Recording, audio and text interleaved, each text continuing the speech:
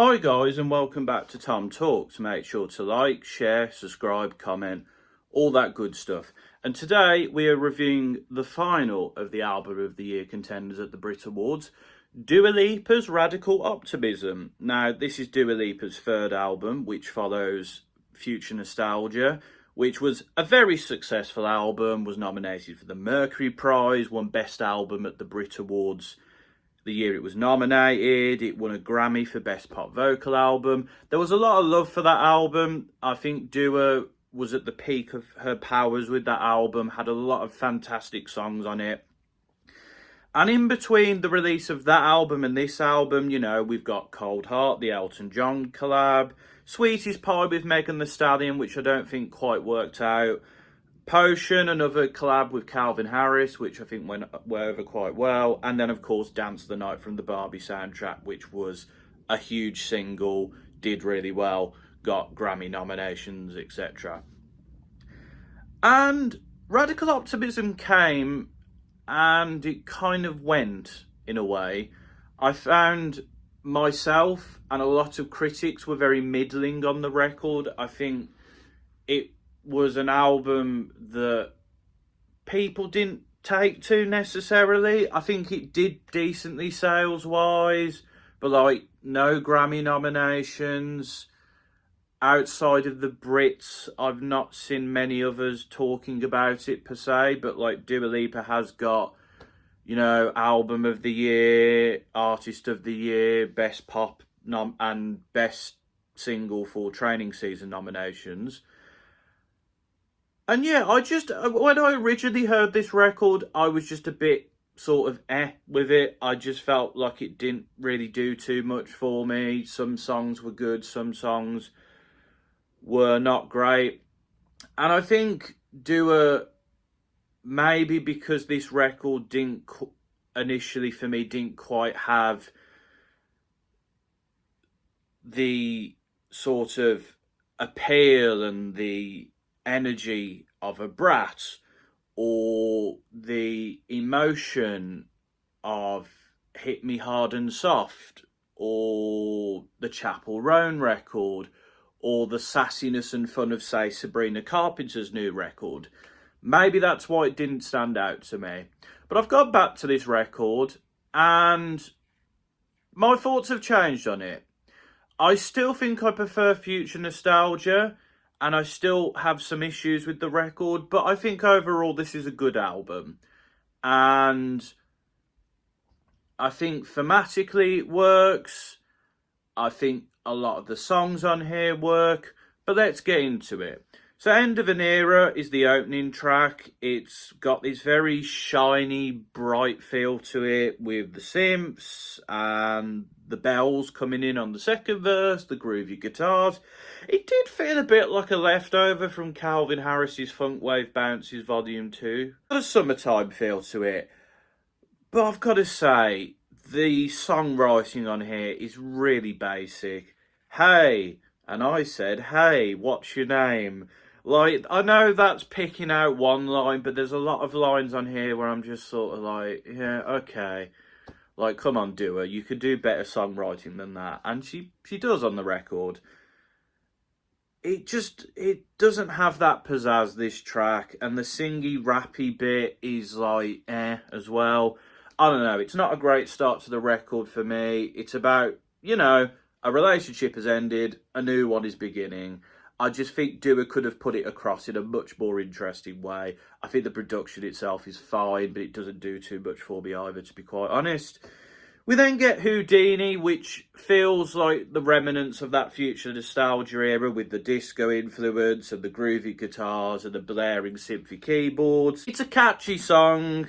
The metaphor of Houdini, like, you've got to get my interest or I'll be gone, like Houdini, the magician. She shows off her vocal range here. She hits the high notes when necessary. The keyboard solo I really like as well towards the end of the track. It's fun, it's ear-grabbing. The echoey ad-libs going on as well around that portion of the track.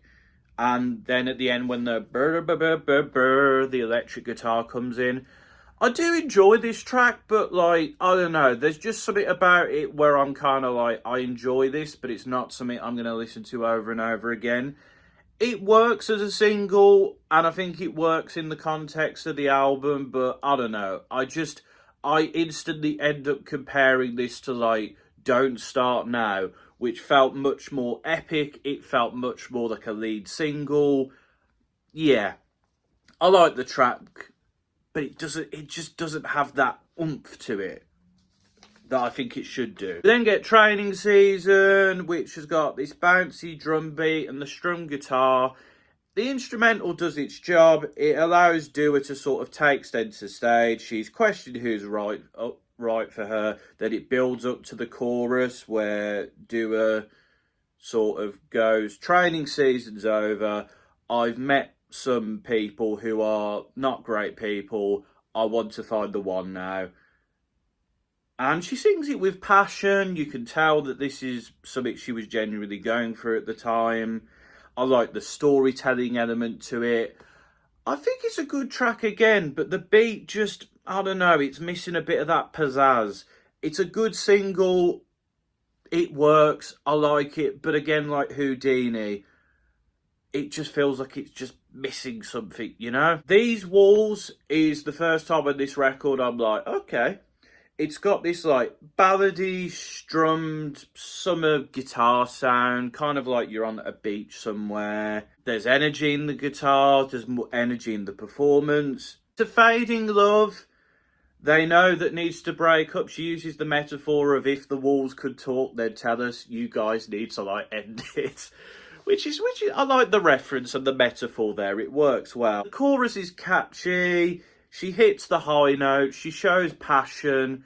I think this is a really good album track. It was released as a single later on, but I like this track. It works. It has a goal and it sets it. And it's the first track on this record where I'm like, yeah, okay, I like this.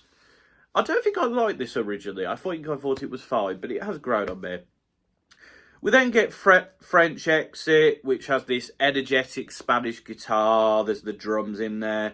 Dua is in a nightclub or a setting where people are dancing together. She can't relate to the love being shown between other couples, the love song, and she's like leaving someone alone who wants to be with her because she's just not feeling it. Maybe they were in a relationship before. Maybe they're just meeting each other on this night out. I'm not 100% sure. I also like the use of the flute in here as well. I think that works quite well. I like also the bouncy synths on the chorus and like the energetic vocal tone where she's like, da, da, da, da. It's slightly strained as well, but it works here. Like Dua sometimes on this record strains her voice and it doesn't always work, but on this track it works because it matches the sort of rising synths that are going on here. He emphasises like the words at the end, like French exit. Like she emphasises on the chorus those last two words, and it just gives it a bit of oomph and hits the high notes on that final bridge as well. It's a great performance, a really good instrumental. Both production and artists come together nicely, and yeah, it's a great work from her on that one. Then we get Illusion. This is my single. I love this track. The kick drum beat, the use of the bells with like her sort of tuned down vocals wrapping around one another. And that chorus, ooh, what you doing? You think you're gonna fall for an illusion.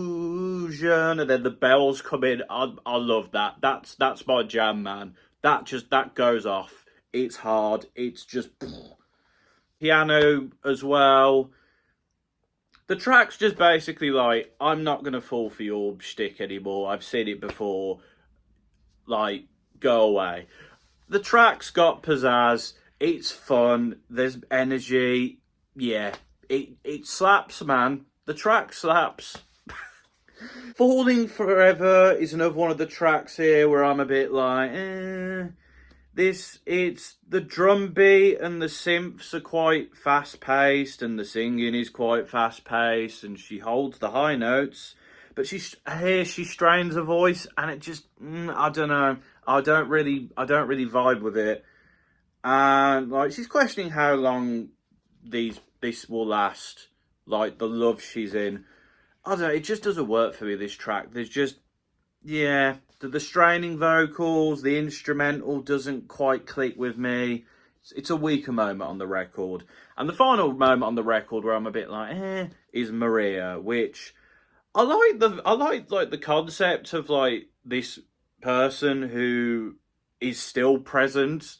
Their presence is felt even though Dua Lipa's partner has moved on from that person. I like the concept of that. I don't like the wind instrument. I think it just, sounds a bit It's got this bouncy drum beat and Spanish guitar with these like dance pop synths that feel very 2000s. I don't know, there's just something about the instrumental here that doesn't quite grip me. I think vocally it's not Dua's best performance on the record, so overall I'm a bit underwhelmed by this one. But then we get the closer, Happy For You. This is a really good track. The synths and the auto-tuned breathy vocals kick things off. It feels like you're on an island, deserted, which I think is what the track's trying to convey, because Dua is on her own in this record. Basically, a previous love is now with someone else, and Dua is upset but happy for them, and she really shows it off in her vocal delivery. She brings passion. You can see her sort of mixed emotions over the issue. So I think that works well. The bouncy drums here, which then really go for it on the chorus. And Dua go, as I said, she really goes for it on this track to sort of emphasise how she feels. And it's a really good close to the record. I really enjoy it. Also wanted to say Kevin Parker and Danielle Hall are a big part of the record, and you can see that their influence has come in here, especially with Kevin on the bass. And it's not hot, and obviously Danny's more known for his hyperpop stuff here, but I think he fits into the world of pop quite nicely on this record. So those two, I think, help when the production works. Obviously there is other tracks here where the production doesn't work. I think those are the tracks where Ian Kirkpatrick, who is a producer who I do like, but not so much on this record, and Andrew Wyatt, I think, is on these walls, but he's also on another track which I'm not a big fan of. So some of them more, when those two are on the tracks, they don't work for me as much. But yeah, overall, I do enjoy this record now. As I said, there are tracks here that I don't like. There are tracks here that I think are just missing a bit of that pizzazz, which I do enjoy still. I still think they're good, but they're missing something. So overall, I think I'd give this album a 7 out of 10. I think it's a good record. Its high points are high. Its low points can be low. And its middling points are still quite enjoyable, but don't quite stick the landing. So yeah, overall, I don't think they should win Record of the Year, but I think it's a good album, and I think some people should maybe give it another chance, because there is stuff to enjoy and love from this record. So yeah, go listen to it if you haven't.